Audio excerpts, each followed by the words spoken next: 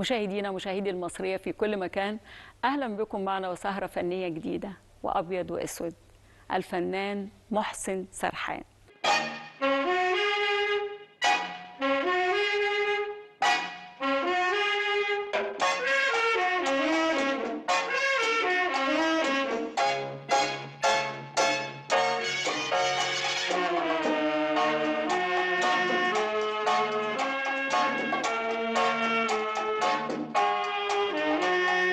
يعني أحد النجوم اللي ظهروا على شاشة السينما في أربعينيات القرن الماضي، والحقيقة هو كان بتتنوع الأدوار عند محسن سرحان ما بين صديق البطل وما بين البطل ثم رئيس العصابة. فنجد إن هو كانت مساحته متنوعة في أدائه للأدوار، ولكن كانت له مساحة محدودة ظل محافظ عليها من البدايات وحتى نهايات مشواره الفني.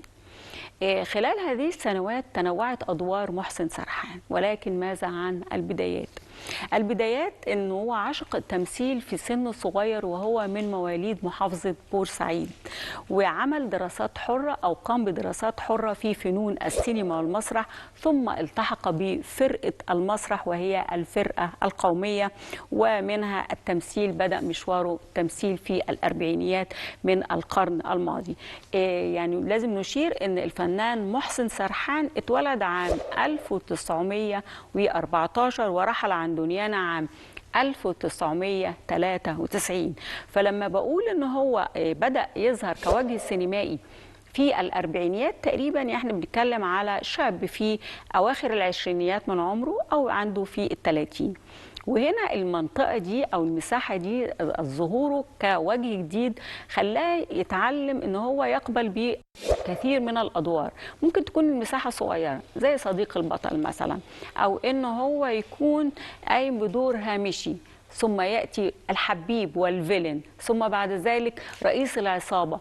فيعني الجمهور نفسه ما بقاش عارف يصنف الفنان محسن سرحان في مساحة معينة، في حالة فنية وفي أداء وفي حضور على الشاشة، ولكنها حضور محكوم بمساحة الدور ومحكوم أيضا بنوعية الدور وحجمه داخل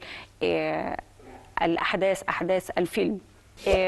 البطولة طبعا كانت للفنانة الأستاذة تحية كاريوكا، وهو يقاسمها البطولة وينجح كمان في أداء رئيس العصابة والبطل ويسرق الأضواء والنجومية. فده كان قمة النجاح لمحسن سرحان، دوره في فيلم سمارة مع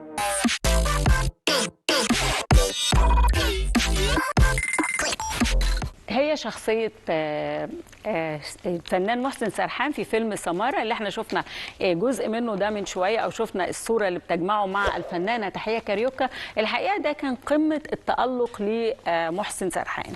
أول أفلام الفنان محسن سرحان أو أول ظهور له كوجه جديد كان فيلم بنت الباشا المدير، المنتج عام 1939، والفيلم من إنتاج السيدة آسيا وبطولة ماري كويني وعباس فارس. وطبعا بعد ذلك توالت الأدوار على الوجه الجديد آنذاك محسن سرحان، ليتألق بعد ذلك أو يقدم مجموعة متنوعة من الأفلام، منها على سبيل المثال فتش عن المرأة والمنتج عام 1939 أيضا، وليلى بنت المدارس، صورة الزفاف، بنت الشاطئ، تحيا الستات، سمارة، وسمارة إنتاج عام 1956، وفيلم الغريب، وفيلم شاطئ الغرام، وغيرها من الأعمال السينمائية.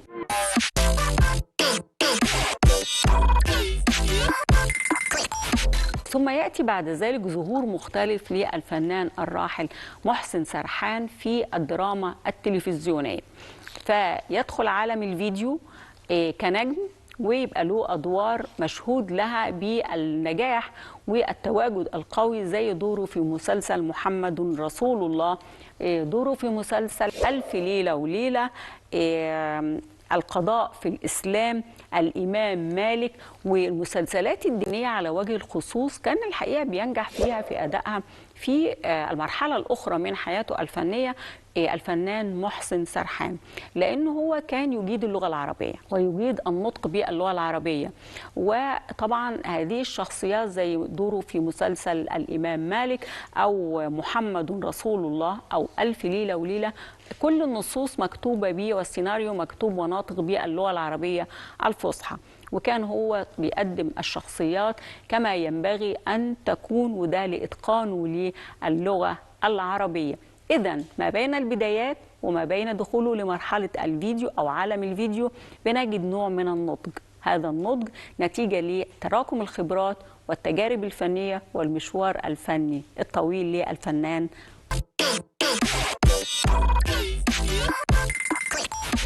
طول الوقت الجمهور بيحاول يربط ما بين الأشقاء والعائلات الفنية.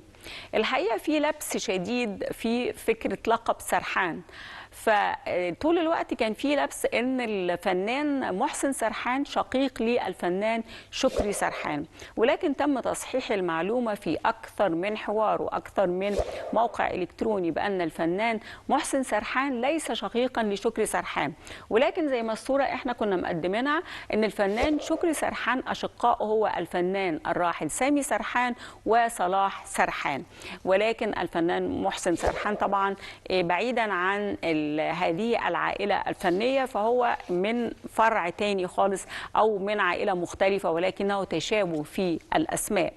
الفنان محسن سرحان هو قادم من محافظة بورسعيد زي ما قلت لحضراتكم في البداية، ولكنه حب هذه المهنة وحب الفن وبنى نفسه بنفسه داخل أروقة هذا الفن، الدراسات الحرة ثم وجه جديد ثم التدريب على الأدوار المختلفة واجتيازه أو إتقانه للغة العربية اللي خلاه يبرع فيها ويكون بارع فيها في أداء الشخصيات الناطقة باللغة العربية. الفيلم بيكون طول الوقت هو تتويج للفنان عن مشواره الفني، وعن هذا التكريم فقد حصل الفنان محسن سرحان على وسام الجمهورية عام 1964، وده واحد من أهم التقديرات أو التكريمات اللي ممكن تقدم أو يتلقاها فنان في حياته.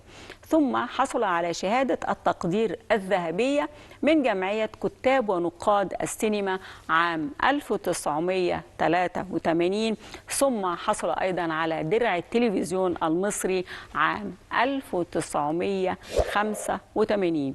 وزي ما بنقول طول الوقت بيكون هذا التكريم وهذه هي الشهادات بتكون هي تتويج للفنان بقيمته وقدره لدى المتخصصين من صناع السينما وصناع الفن بشكل عام، وما بين أيضا الجمهور. رحم الله الفنان محسن سرحان.